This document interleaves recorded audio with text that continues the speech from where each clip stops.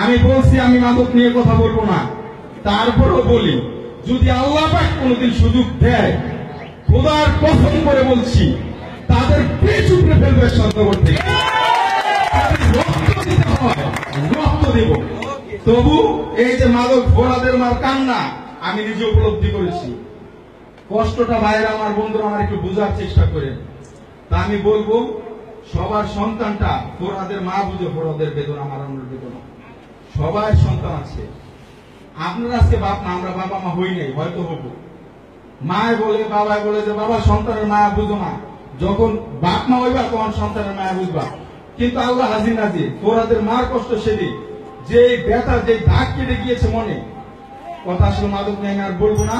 সবাই সন্তানগুলোরে আল্লাহর রাস্তে, আল্লাহর যেমন আমানত সন্তান, এই সন্তানগুলোরে মানুষ করেন। আপনারা আমরা দুনিয়াতে থাকবো না, যখন চলে যাব, সেই একটা যখন মানুষ হবে সন্তান মানুষের মতো, সে যখন বাবা মার নাম মনে করে মসজিদে নামাজ পড়বে এবং বাবা মার কথা একজনের সাথে বলবে, তখন ইনশাল্লাহ আপনাদের কবরে সেই সোয়াব নজর পৌঁছাতে থাকবে। এটা আমাদের ইমামগণ আছে, তার এই সম্বন্ধে বলবে। সবাই সন্তানগুলোর একটু মানুষ